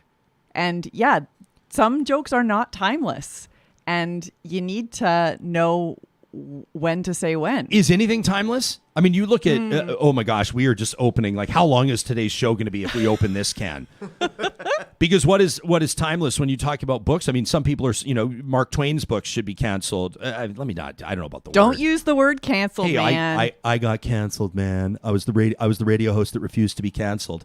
Yeah, exactly. You didn't get it. I guess I can use the word though, can't I? But people are saying we shouldn't read Mark Twain. We shouldn't teach Mark Twain in schools anymore. What about there are some some songs. Dire Straits is a good example with the other F word, right? In one of their songs. You've had a lot of people saying that not everything culturally is going to stand the test of time. And should we continue to teach it for historical context or not? We're watching, I used to think Adam Sandler was pretty funny. And, or let me say his old stuff. I used to find it pretty funny, but I watched Billy Madison, or at least watched a bit of it and was like, a while ago. And I was like, wow, like, it's not really aged well. Yeah. It's, even just kind of the homophobia throughout is like, it's, you're sort of going, I didn't really remember it being like this 20 years ago. So yeah, I don't know when it comes to sort of, I think it's important to, because these literary works and music and what we see on the stage and screen, it's reflective of society at that time. So it's like, watching these have sort of a time capsule effect. But at the same time, some of the language that's used and some of the attitudes that are portrayed. I shared a couple of months ago reading. I was so blessed to get my hands on some storybooks that I used to read, or that used to be read to me when I was like 4 and 5 and 6, and these storybooks were so meaningful to me. And when I see the illustration in them, it sort of takes me back to that era of childhood and all that. But like some of these books are horrific, right? There's a book, I don't know if you read it at home, but like Little Black Sambo. Have you ever read this book? Like reading it now, it's like, whoa, right? And even the passive in some of these storybooks, even the passive stuff of like, little Johnny who's out with his family, and then they're gathering around the family dinner table, and the help is bringing out the dinner, and it's just like, these are in kids' storybooks, and not ironically, or not talking about how the way things used to be, just that was the storybook. The thing that I find,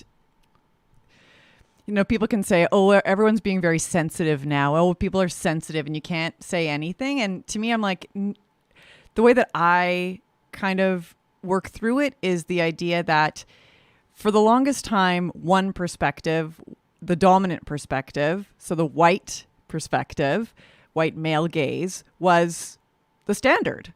And so we didn't necessarily take into consideration how homophobic or insensitive language would be received by those other populations.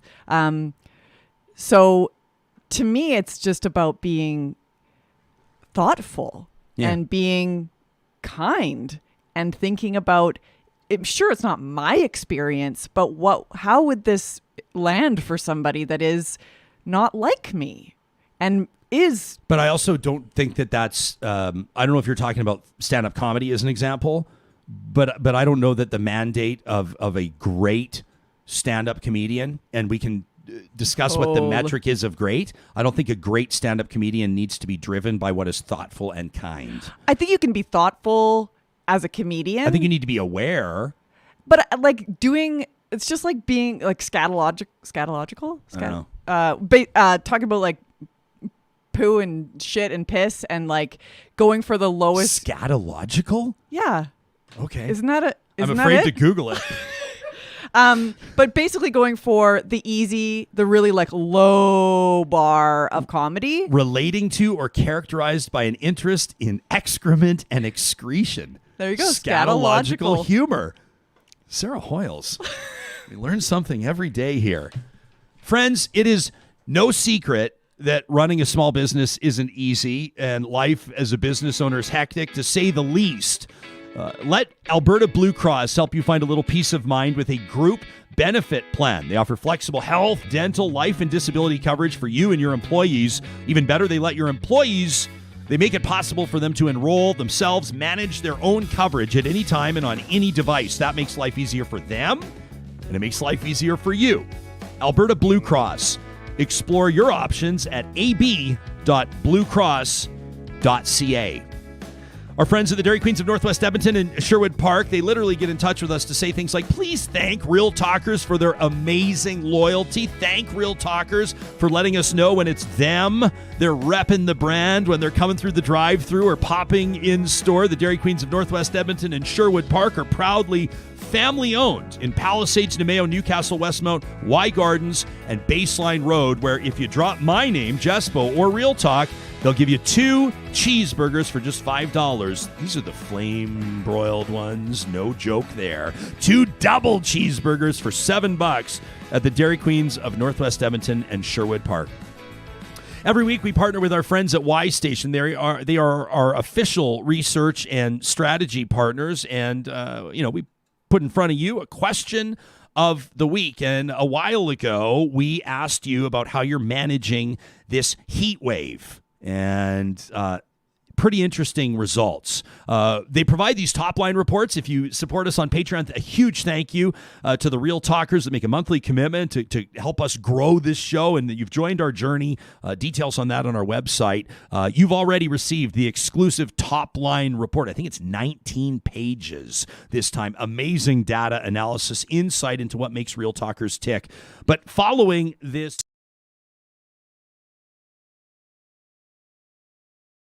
interesting data from the team at Y Station. This is from the top line report. When it came to how those of you are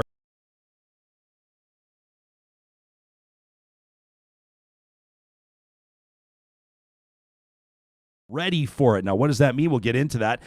Here's another high-level analysis. These are some of they analyze all the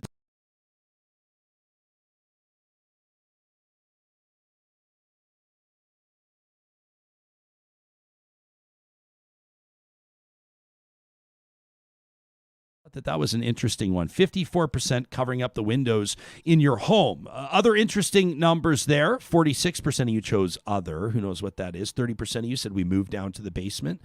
35% of you said you loaded up on cool treats. I think our friends at Dairy Queen might appreciate that. 16% of you got new fans or portable AC units. 16% of you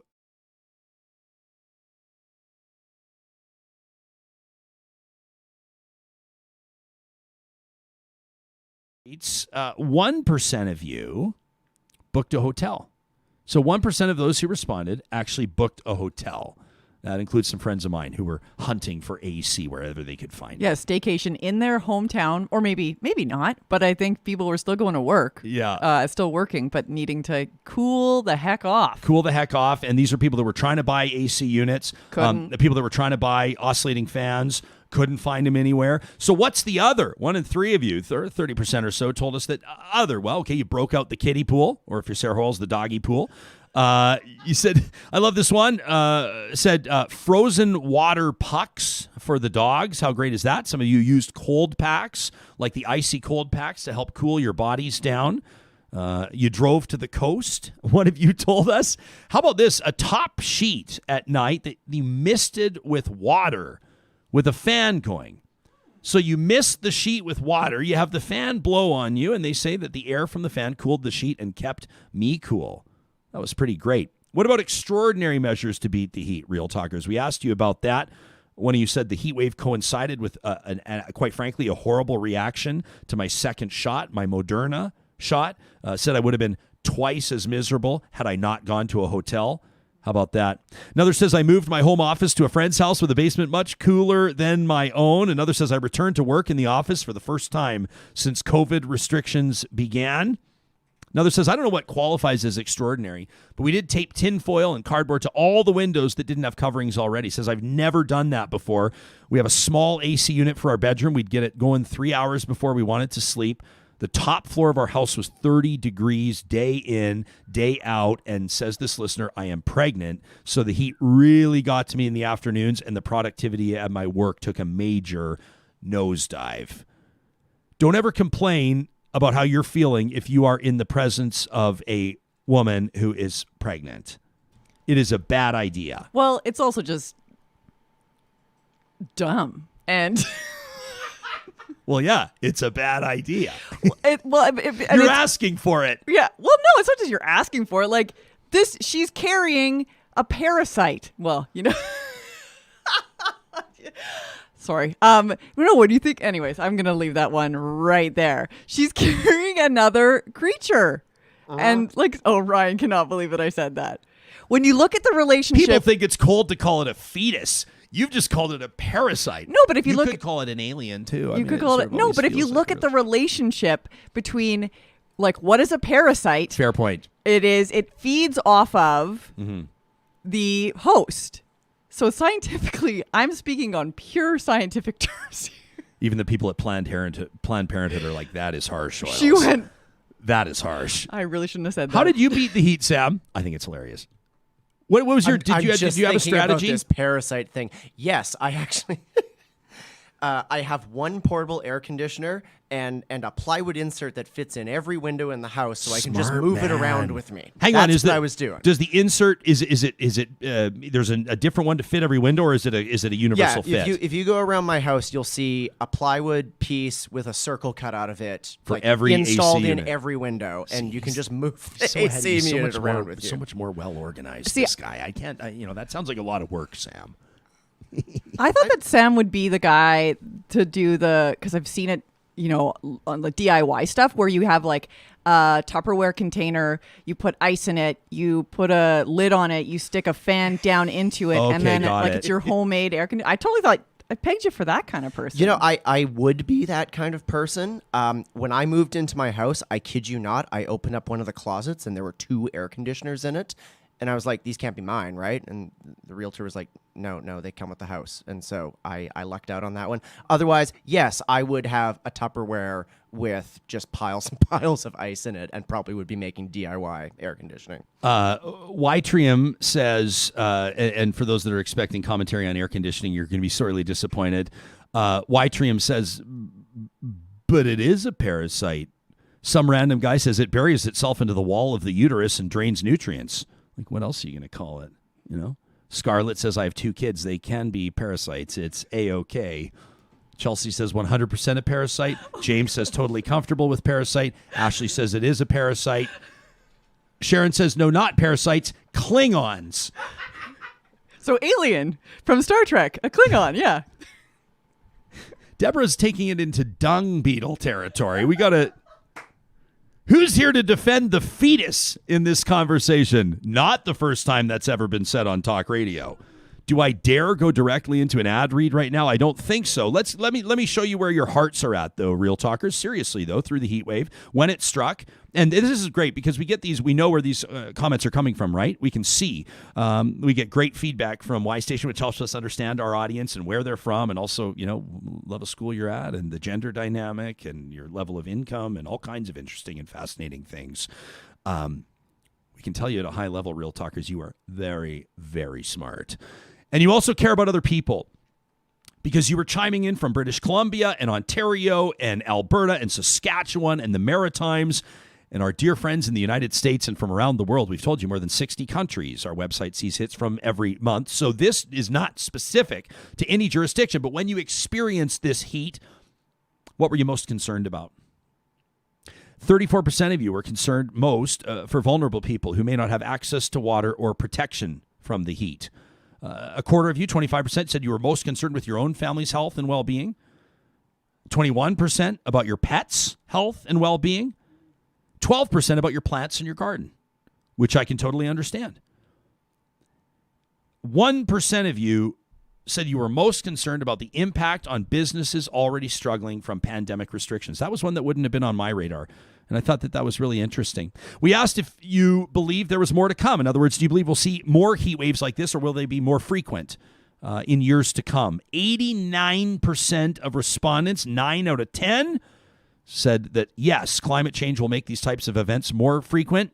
8% said that we've seen these types of heat waves before in Western Canada. 1% of you characterized it as a fluke. Now, 89% of you may believe that, yes, there's more to come. Yes, climate change is a reality, but what are we going to do about it? And this at a high level, this stat from Y Station really jumped out at me. 54% of you, more than half, believe that human ingenuity will save us from the impacts of climate change. Sarah Hoyles is going to give herself a concussion based on the back and forth hell no type body language you are demonstrating at this moment. The audio impact of this must be very fascinating. Yeah, I'm getting a headache. For people wearing AirPods. You don't count yourself in the 54% that believe that humans will save ourselves from ourselves.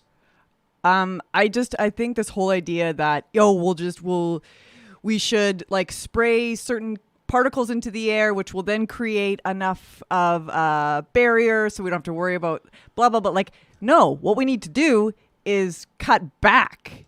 And to me, it's just, we don't need to create more things. But that could fall under human ingenuity, right? Okay, like that could be part of the strategy. Yeah. I guess what it is like, do 54% or does the majority believe that it's not too late? What do you think? Do you think it's too late? Do you think that humans, will we save ourselves from ourselves, Sam?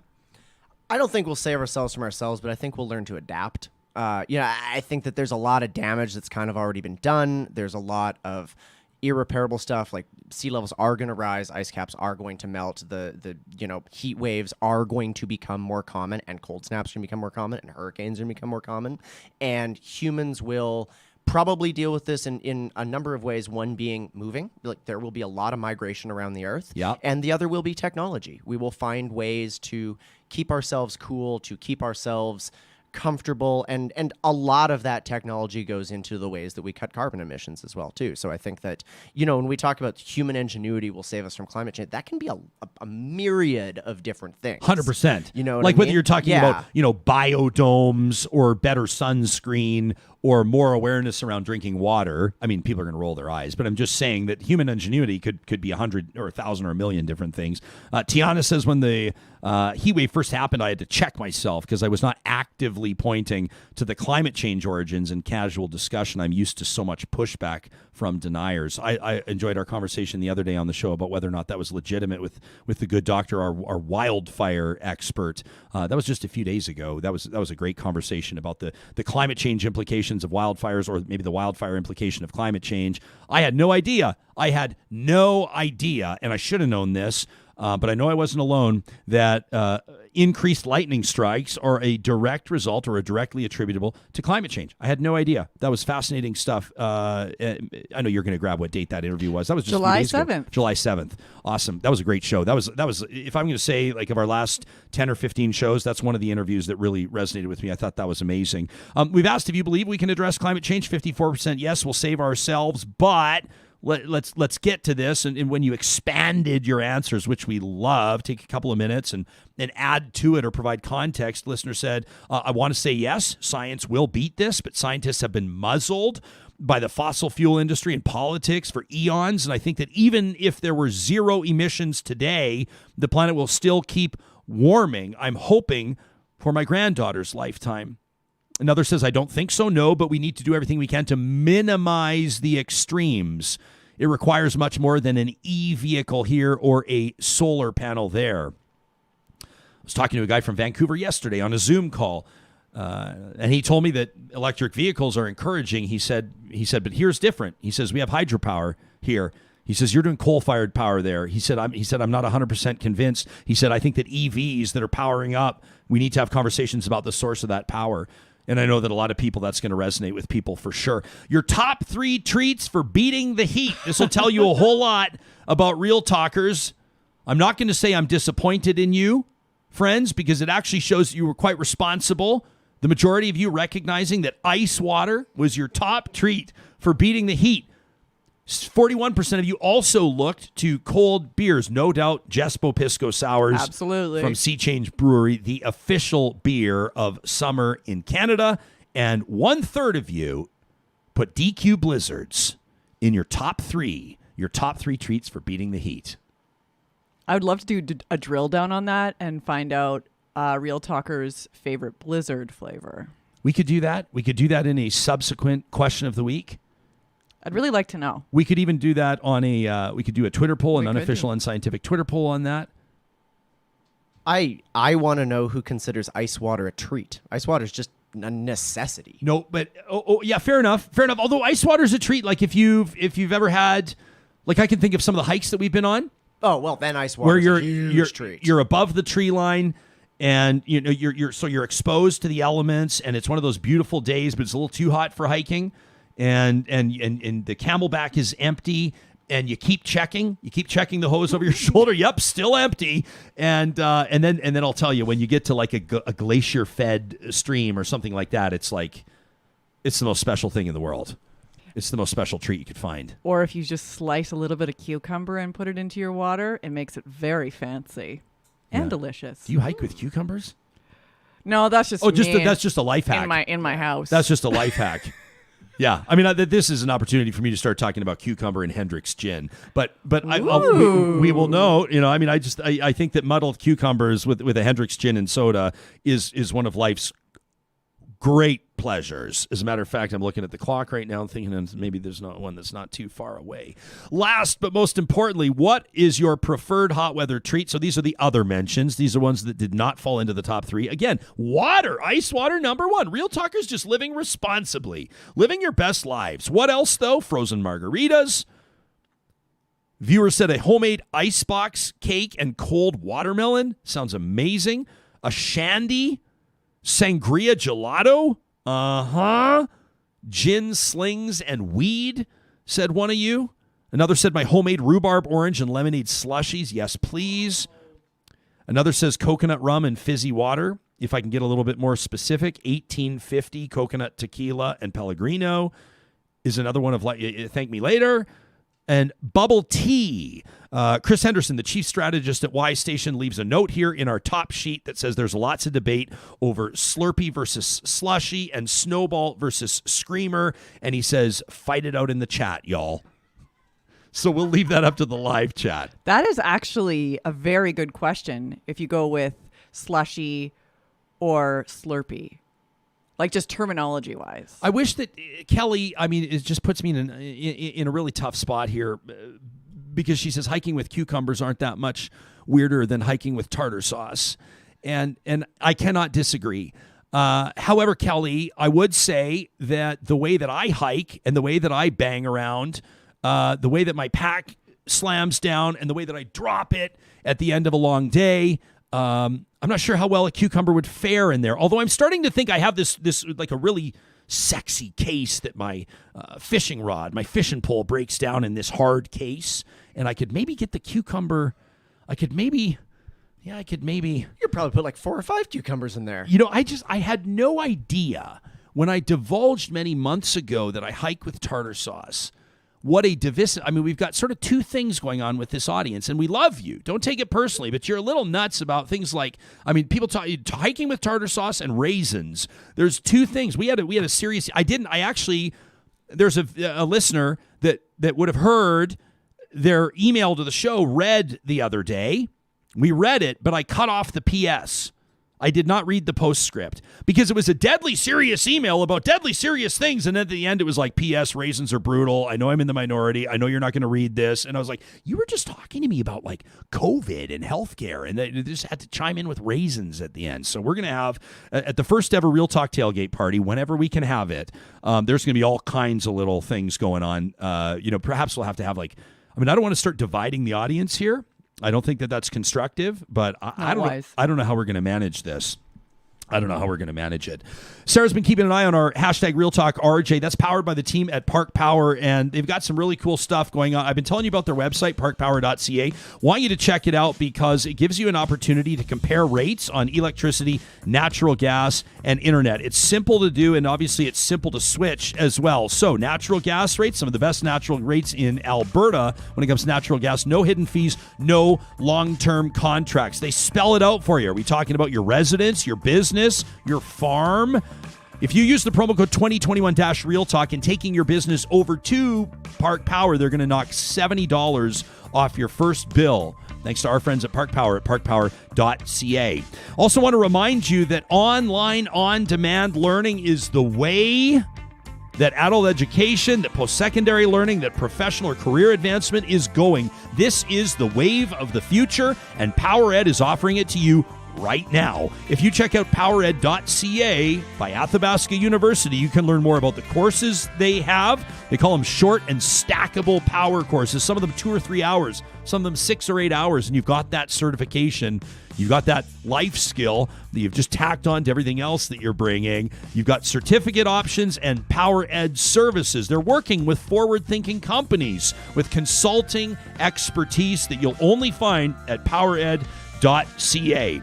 Also, a big shout out to the team at Grand Dog Essentials. I know that many of you, when it comes to your family members, I mean, we even read that. We saw that in our question of the week. They are always top of mind. The furry ones, the four-legged ones, with apologies to the feathered ones. We don't overlook them, but it's quality raw food that you find at Grand Dog Essentials. They've got a team of nutritionists that can advise you on what may work in your pet's specific situation. If you use the promo code REALTALK, 10% off your first-time order delivered to your door at granddog.ca.